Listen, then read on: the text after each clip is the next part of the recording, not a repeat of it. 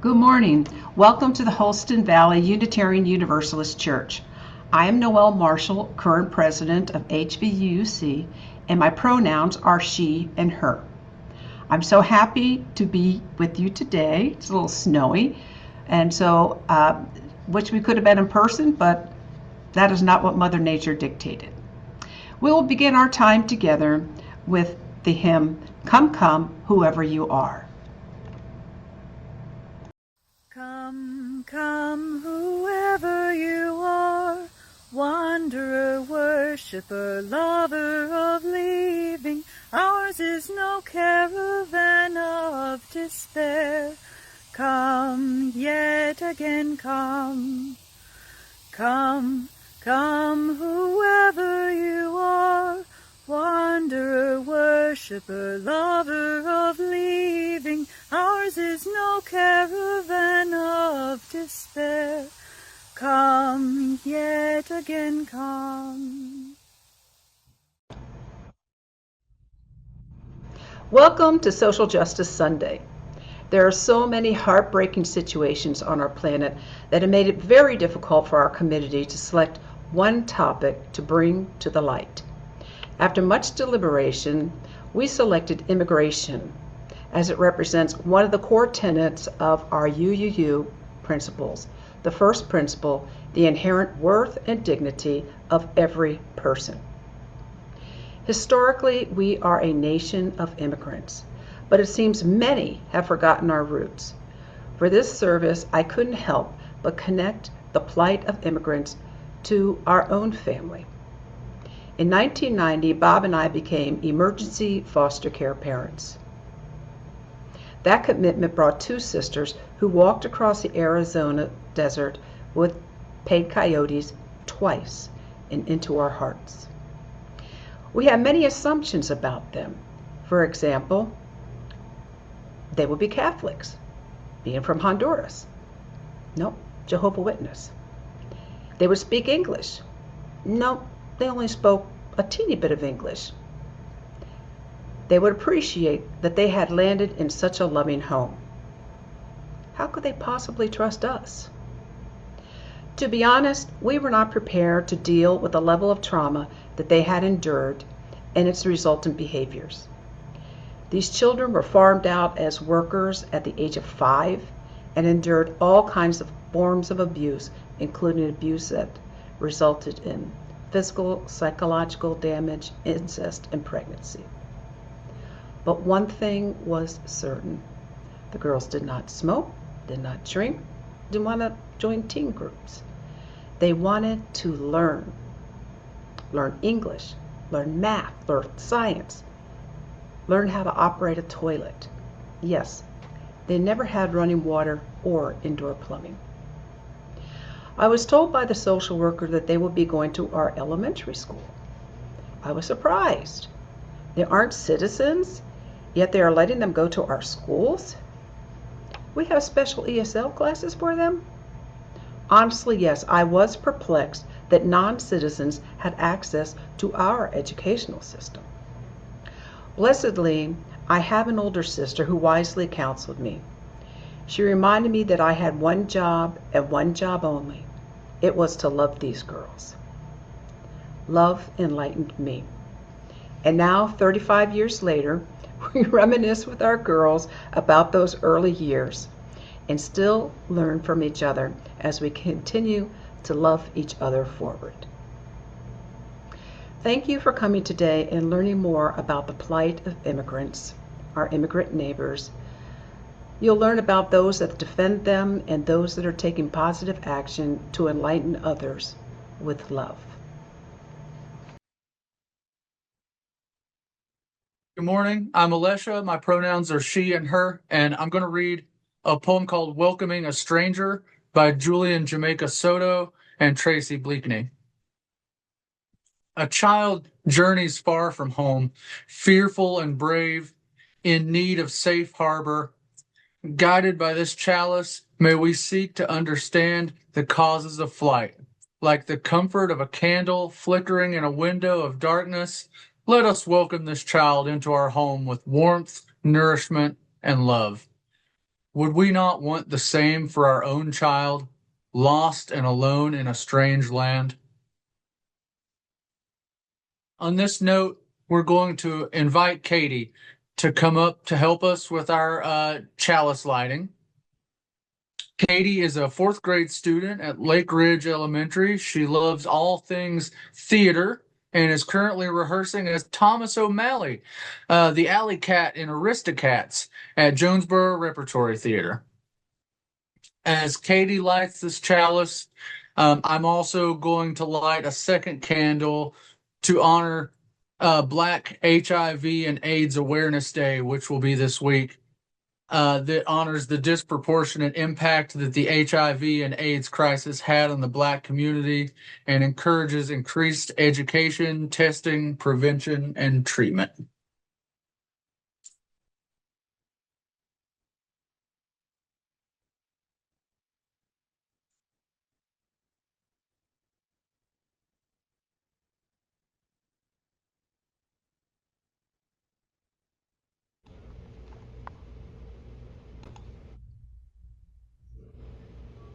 Today, we're going to learn a little bit more about the value and magic of cultural diversity. Katie has graciously agreed to read Mama, What's an Immigrant? A book written by Nico Paradis and illustrated by Naya Kirichenko. Mama, what's an immigrant? An immigrant is a person who travels far and wide, leaving their home and all they know behind. They leave to look for a better life, safety, freedom, human rights. Okay, wait a second. I had Mama, What's an Immigrant? And the next one was, I see, it does Mama, What's an Immigrant twice. So you are one page ahead of me. Give me a little bit of, count to like 3 seconds in between each page. So it gives me time to change the slide, okay?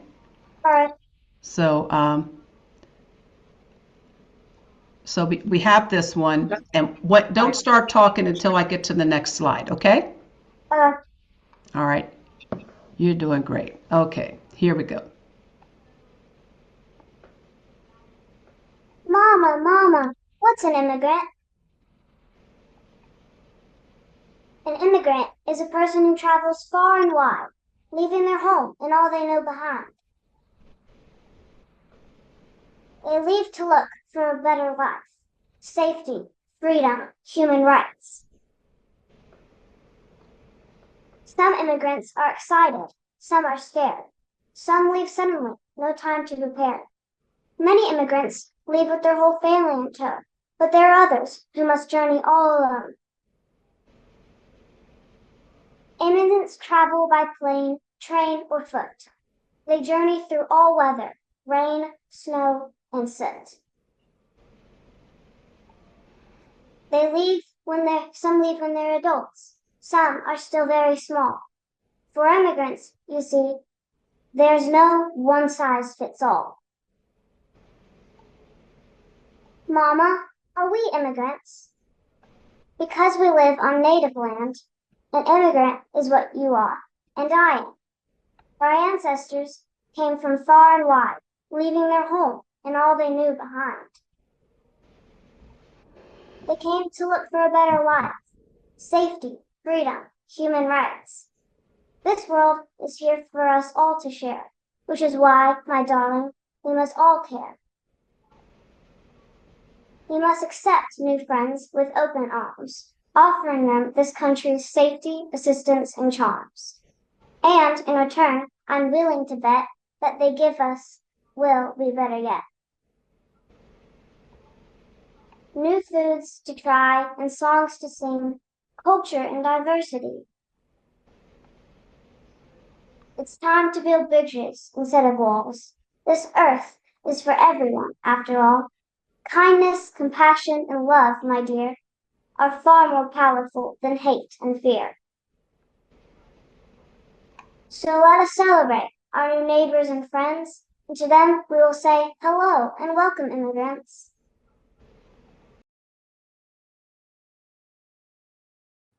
We are building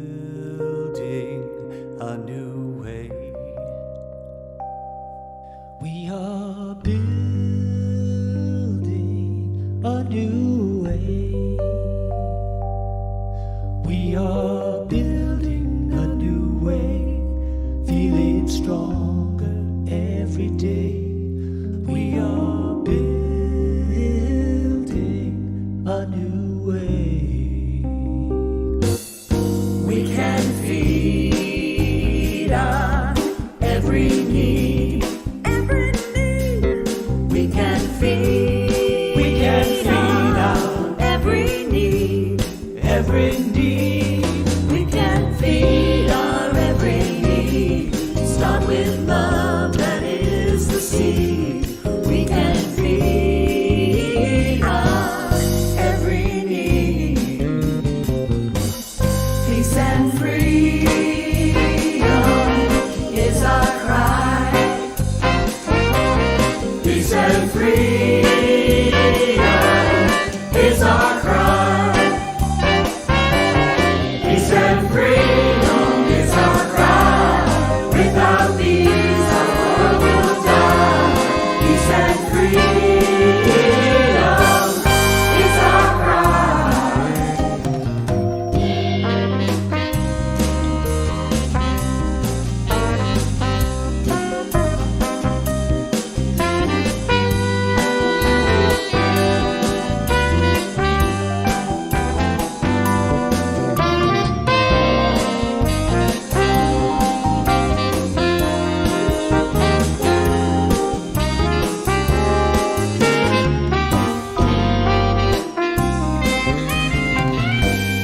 We are building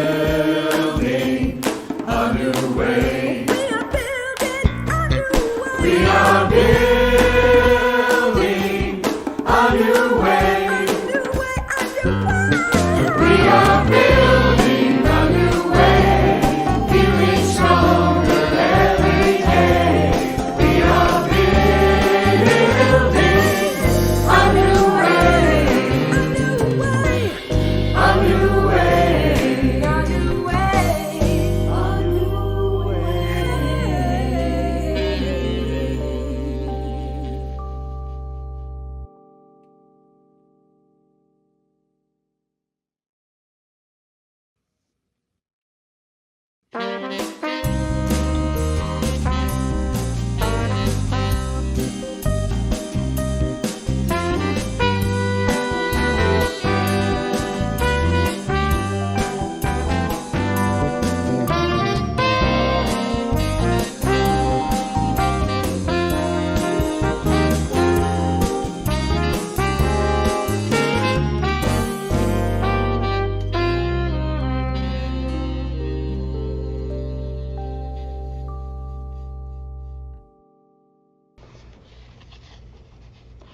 The Silent Minute was born from a conversation between two soldiers on the eve of battle in the mountains around Jerusalem in the First World War. One knew he wouldn't survive the war and prophesied the coming of even greater conflicts. He urged his comrade to provide an opportunity for him and millions like him to assist from the other side. He said, "Lend us a moment each day, and through your silence, give us an opportunity. The power of silence is greater than you know." The Silent Minute was instituted by his comrade, Major Tudor Pole, during the London Blitz in 1940 as a moment to enter into silence and provide a portal for cooperation with an unseen mighty army in the subtle realms. Every night on BBC Radio, 1 minute before the hour, the bells of Big Ben signaled the Silent Minute to begin at 9 p.m. Tudor Pole knew that if enough people joined in this gesture of dedicated intent, the tide would turn and the invasion of England would be diverted. Indeed, its success in bringing peace was acknowledged after the war by a high-ranking German officer who was quoted as saying, "You had a secret weapon for which we could find no countermeasure and which we did not understand, but it was very powerful. It was associated with the striking of the Big Ben each evening. I believe you called it the Silent Minute." Let us call upon the silent minute to enlist the secret weapon to resist the current surge of fascism. Please observe 1 minute of silence with me. Thank you.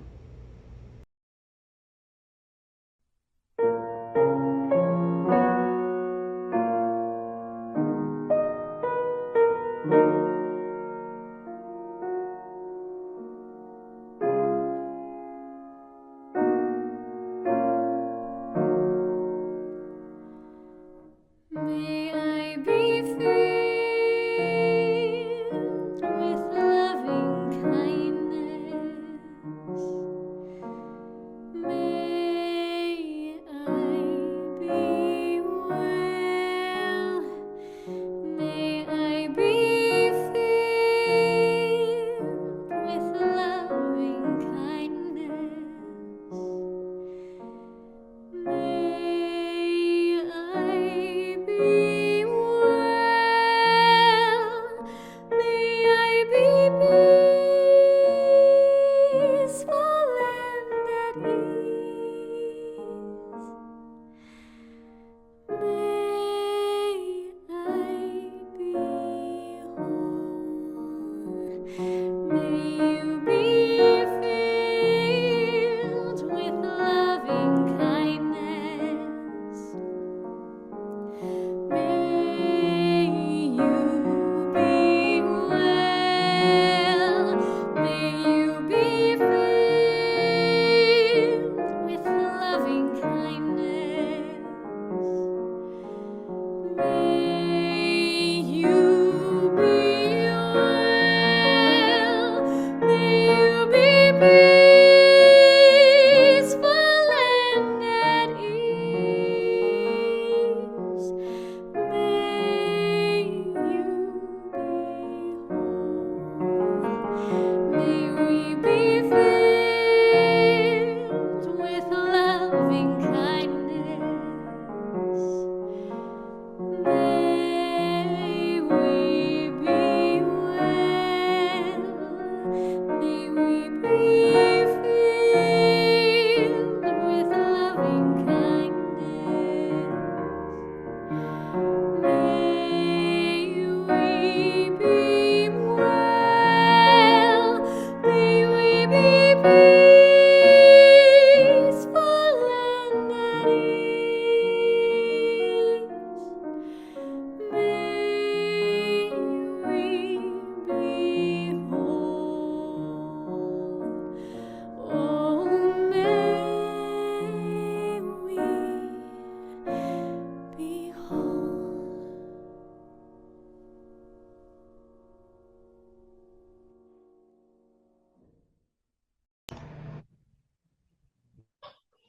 Good morning. My name is Jenna, and my pronouns are she, her. And I have been a member of this church for a year. Some of you may remember watching the graphic footage on social media of ice on the ground in Los Angeles this time last year. That's when it all began, and since then we have watched in horror as the brutal ice raid spread to DC, New York City, Chicago, Philadelphia, Phoenix, San Diego, Denver, Miami, Atlanta, Seattle, Portland, Charlotte, New Orleans, and now Minnesota. When I saw the brutality, I felt such despair for our country. I had just found my UU and indivisible community around this time, so I was still in process of finding my people and thus finding the strength to stand up against this madness. This was when I met Alejandro. He mentored Mike, my partner, and I, and other activist friends of ours. Alejandro taught us how to try to stay calm when witnessing these detainments and what to do and what not to do in order to assist our immigrant neighbors. And hopefully, each time we witness, we start a chain reaction within our community. This work can change hearts and minds. This is what Alejandro did for me. He gave me hope again. Alejandro has lived in the United States for over 20 years, since the age of 12. He is a beloved community organizer from Senate campaigns in North Carolina, to rural organizing in Alabama, to providing direct services to Knoxville immigrant communities. He is a proud union member from Culiacan, Sinaloa, Mexico, and a vital part of Allies of Knoxville's Immigrant Neighbors, otherwise known as ACAN. On October 15th, last year, 2025, Alejandro was going to a routine immigration check-in. He was doing exactly what the law requires. He was abducted by ICE. He was taken to an ICE processing center in Louisiana. His first request after given the chance to make a phone call was, "Please look after my mom." Alejandro is not a criminal. He is not a monster. He's not a drug dealer. He is not the worst of the worst. He is a kind, loving, and patient human being. He is my friend and is loved by so many. If you would like to write to Alejandro or send him poetry, drawings, pages from books, paintings on paper, there are instructions on how to do that displayed on the screen. You can just address the letter to him, and the instructions about the address, as well as any other instructions about the letter itself, are also on the screen. There are also QR codes, one in which you can donate to his legal defense fund and to support his family. The other QR code is to sign a petition in favor of freeing Alejandro from ICE custody. Also displayed on the screen, there's an ICE out of East Tennessee hotline number, which can be called to report any suspected ICE activity in the area. A team of legal verifiers will respond. There's also information for an organization called Tri-City Solidarity Project. Tri-City Solidarity Project is an immigration advocacy group. If you are concerned for your immigrant neighbors, there's a QR code on the screen that you can photo on your device, which will allow you to sign up to join or for more information.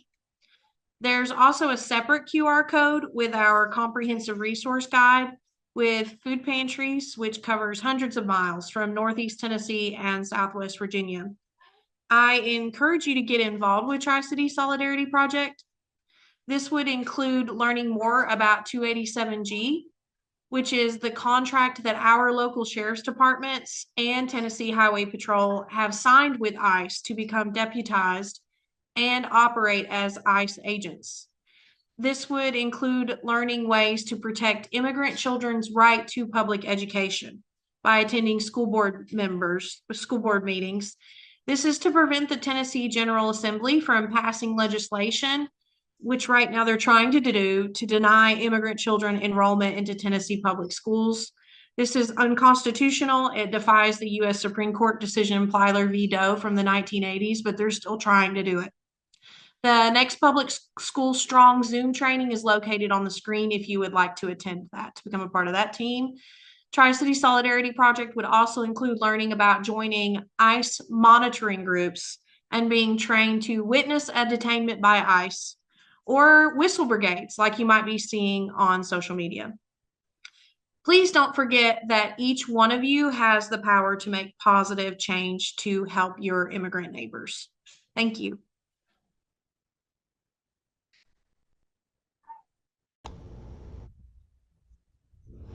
It's my honor to introduce to you Kim Bashore Mackey. She is a soul-driven entrepreneur who understands the undeniable urge to create a life filled with purpose and meaning. Her vision of opening a center where people could heal and grow led her to open Shakti in the Mountains in Johnson City, Tennessee, a place where the creative, feminine energy is nurtured and valued. Kim is a licensed professional counselor and a yoga teacher. She's very interested in somatic expressive therapy, archetypal psychology, gardening, herbalism, astrology, wisdom traditions, and regenerative economics. Kim continues to build and support inclusive, vibrant communities. She spends most of her time mentoring leaders, guiding healing programs, and providing mental health counseling. She is also involved with the Tri-Cities Solidarity Project, which is committed to standing with and supporting our immigrant neighbors. Kim is also was very instrumental in bringing Dr. Amy and leading the authoritarianism, resisting authoritarian 6-week series that we had here at HBUUC. She also mentored a lot of the leaders in Tenva United and is part of It Starts With Me. So welcome, Kim. Thank you for agreeing to come to this morning and sharing your wisdom with us. Thank you, Noelle. It's my pleasure to be here. One of the reasons why I suspect immigration is front and center in our national conversation is because the topic stirs our emotions. For some folks, immigration feeds their fear of not enough jobs, not enough homes, not enough money. For other folks, the topic of immigration elicits grief. We picture children being separated from their parents, overcrowded boats sinking at sea, people in hot, cramped detention centers, and our hearts break. And yet, for some folks, immigration means hope for a new life, for a second chance, for freedom. Fear, grief, and hope are often experienced intensely and consecutively. I tried to imagine what it was like for my great-grandfather who immigrated to the United States with his family when he was 12 years old. As a child, I only knew that he left Russia, which is present-day Ukraine, to escape the anti-Semitic pogroms condoned by the Tsar. Although I never met my great-grandfather, I heard stories about his innate kindness and his hard work ethic. No one in my family ever spoke about the grief of him leaving behind the only home that he ever knew, or the fear that he must have felt as he escaped the targeted violence in his country of origin. No, the stories handed down to me were of hope. I remember my grandmother, his daughter, speaking proudly about her father, who became an electrician, how his skill was respected by his colleagues and his work was sought out by the site supervisors. I also heard stories from my mother, who spoke fondly about her Saturday outings with her grandfather, who bought her ice cream and who made her feel seen. Both my grandmother and mother loved this man. The stories about my great-grandfather personified the goodness and the possibilities that come from second chances. I think that's what we all want, second chances, opportunities to leave behind what no longer works or is no longer available with the chance to start over and to heal. Isn't that what is at the heart of not enough? The fear of being stuck with no opportunity to change your circumstances? It is scary to watch the cost of groceries and rent rise, but your paycheck to remain the same. It is frightening to witness catastrophic climate changes like floods, but not see a concerted effort by corporations to reduce their carbon emissions. And it's very natural to feel overwhelmed and afraid when angry people use violence to exert their will. Where is the space for second chances amidst that much fear? There is not much space. For hope to flourish, fear needs to dissipate and make room for curiosity and imagination, the bedrock of hope. This is not to say that fear will completely go away. I don't think that is possible. Life is not without risks, especially a life with meaning. What is not healthy is immobilizing fear, the kind of fear that is obstructive and does not align with values such as kindness, respect, and compassion. Most immigration policy operates from such a constricted and anxious space, where the management of resources is rooted in scarcity, where the gross domestic product of a nation is more important than the beings, the water, and the land within its borders. This outlook fosters division and hate and creates transactional systems rooted in greed. But immigration policy and the treatment of immigrants does not have to come from a place of scarcity.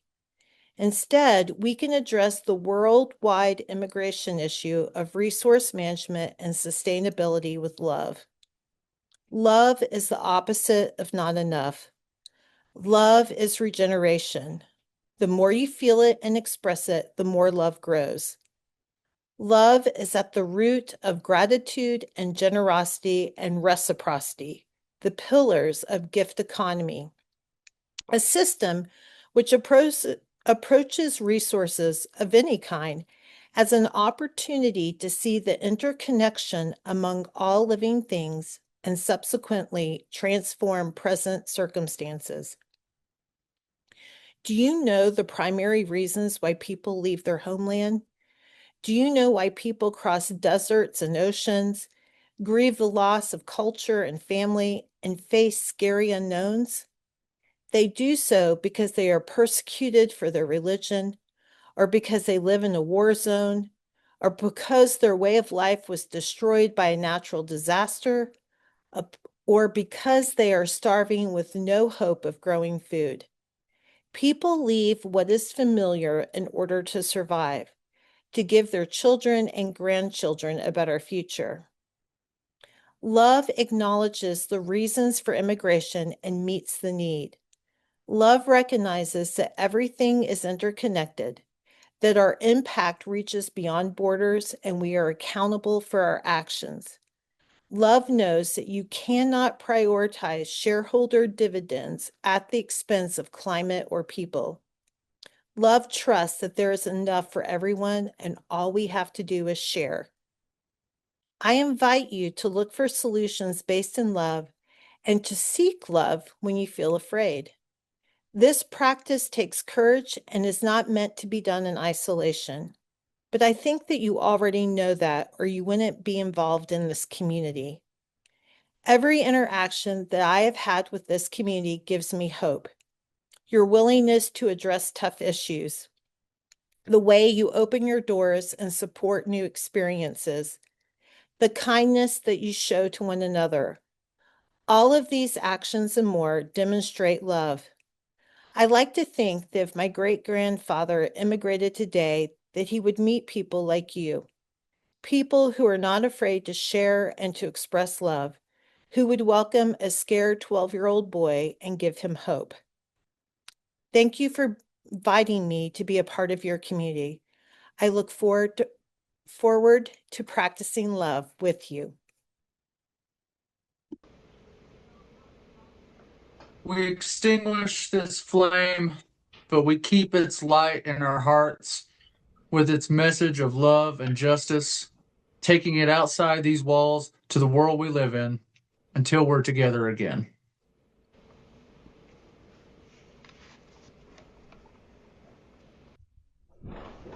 We thank you for being with us today. We hope you're staying warm and safe and getting to enjoy the snow some.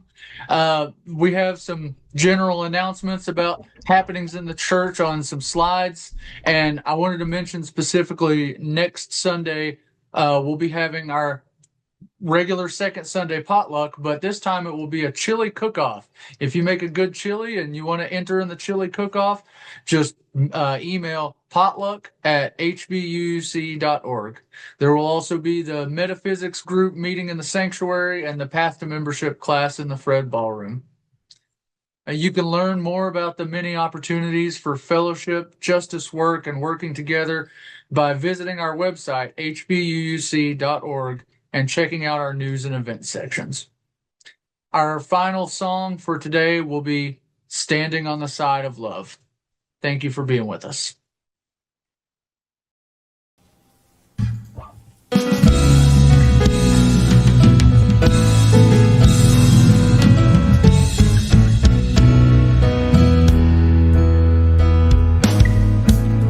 The promise of the Spirit, faith, hope, and love abide. And so every soul is blessed and made whole. The truth in our hearts is our guide. We are standing on the side of love. Hands joined together as hearts beat as one.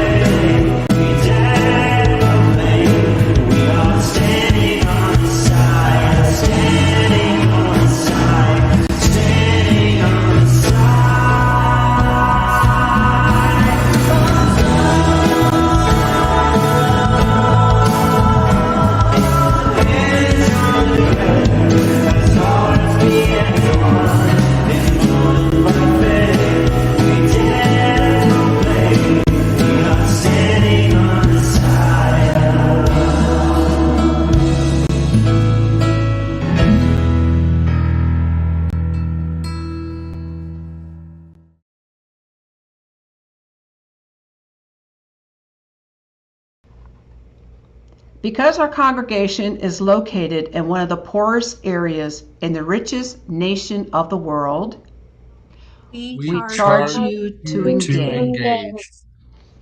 Because our own freedom and liberation is bound up in the broader community, we charge you to engage.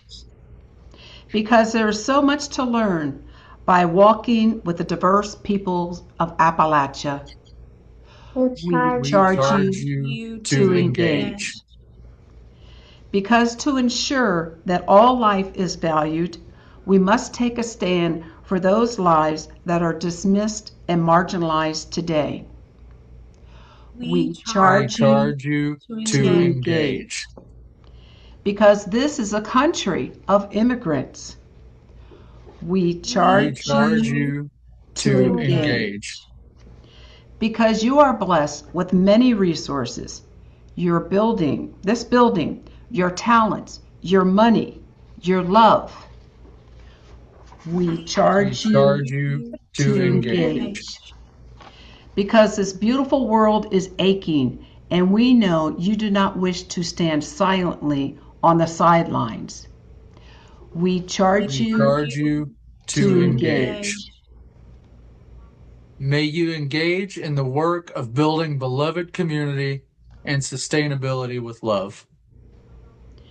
May you engage in accountable relationships with those most impacted by the justices you seek to address.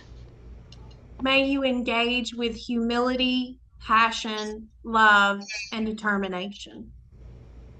May you make a difference in our wider community.